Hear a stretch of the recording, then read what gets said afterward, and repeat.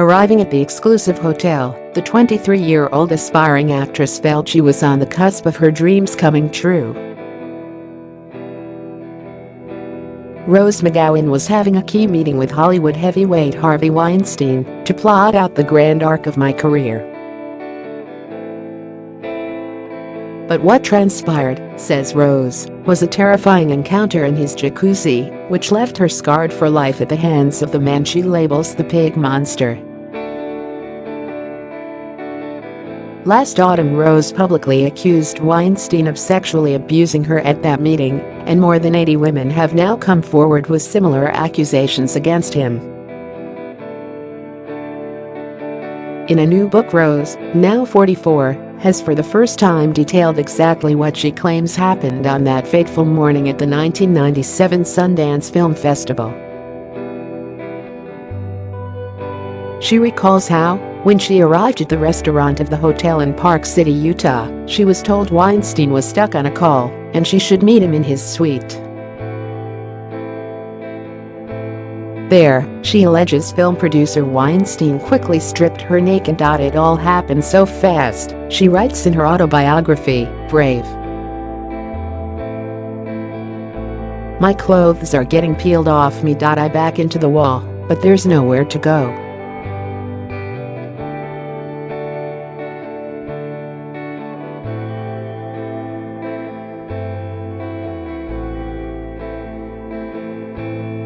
He bends over and pulls my shoes off. What the F is happening? I am picked up and placed on the edge of the jacuzzi. I am naked, up to my knees in the hot water. I curl into myself. I did what so many who experience trauma do, I disassociated and left my body. In sickening detail, Rose recounts faking an orgasm as Weinstein performed a sex act on her to bring the ordeal to an end quickly. All the while, she says, tears were rolling down her cheeks. Afterwards, despite her emotional turmoil, she was whisked off to promote her movie Phantoms and pose for shots with her co-star, previously identified by Rose as Ben Affleck. Rose, who was named one of Time magazine's People of the Year 2017 for leading the call against Hollywood's exploitation of women, writes, I am shaking, and my eyes fill with tears. I say where I've just come from, and my co-star says, God damn it. I told him to stop doing that. The following year, aiming to make a point about the objectification of women, she famously appeared in a daring see-through dress at the 1998 MTV Music Awards with her boyfriend, goth rocker Marilyn Manson. She writes, I thought, you know what? You want to objectify me? You want to see a body? I'll show you a body. It was misinterpreted and sexualized, which was the exact opposite point I was trying to make.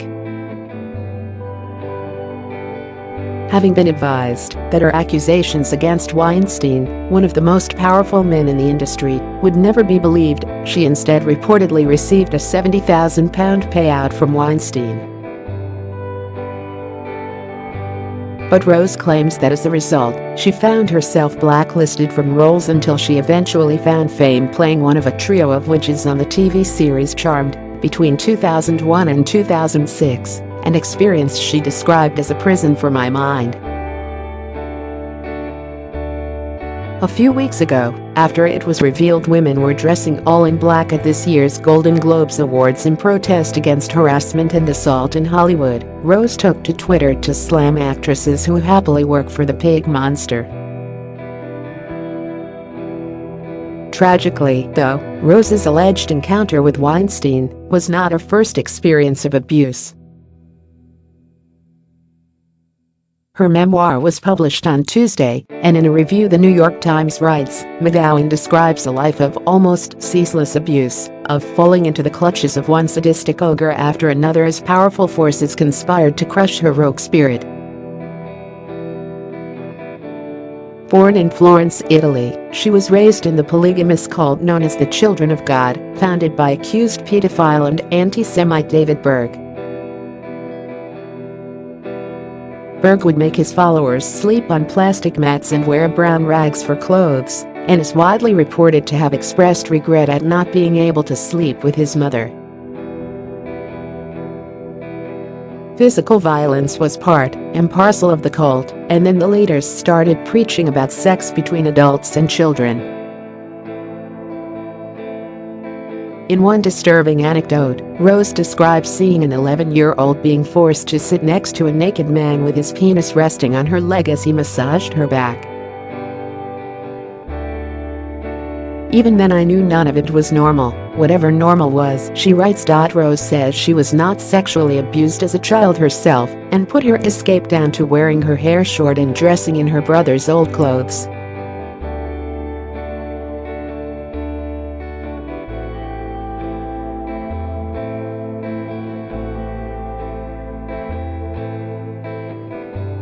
When her parents divorced, life was split between living with her manic father in Seattle and her unreliable mother, Terry.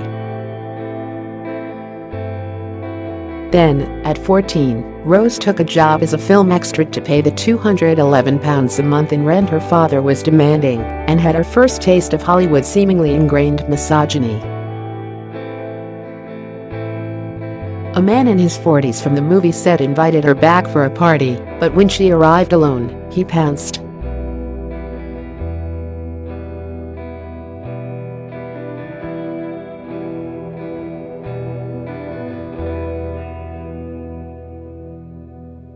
At 15, she moved to Los Angeles with her mom for a blissful but short-lived time. When Rose's mom found a new man, she asked Rose's then 20-year-old boyfriend, William, if he would look after her daughter. The teenager had only been seeing him for 3 weeks, and William turned out to be another monster in Rose's life. After William's mom died, Rose claims he turned to drugs and became erratic, often abandoning her without food or money for days. Heartbreakingly, she writes, "Since I was anorexic, it was kind of okay." She writes about how she would cut out pictures of skinny models from Vogue and Cosmopolitan to use as inspiration while taking laxatives and only allowing herself a bowl of pasta every few days. Another ill-fated relationship was with nightclub owner Brett Cantor, who was later stabbed to death. His murder is still unsolved, something that weighs heavily on Rose.Her high-profile relationship with musician Manson brought some calm and happiness. Rose paints a quaint picture of life at home with the rocker, with her ordering items from the Martha Stewart store and him painting her Boston Terriers. Yet in the midst of her happiness, her previous ordeals were never far away and would manifest in night terrors in which Rose would wake screaming and sweating. She and Manson split in 2001 after a 2-year engagement. There was more heartache with a short-lived marriage to artist Avi Detail, which ended in 2016, and before him, a fling with Married from Dusk Till Dawn director Robert Rodriguez, who she claims was jealous, manipulative and controlling.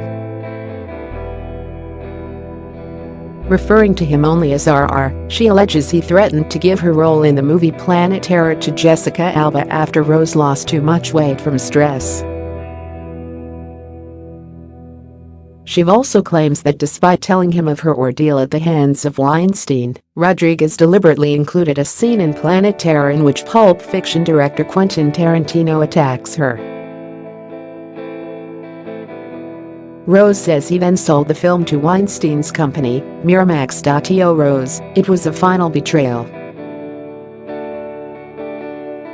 She said, "I can't tell you what it was like to be sold into the hands of the man who had assaulted me and scarred me for life. How good it must feel then to finally see movie kingpin Weinstein knocked off his throne."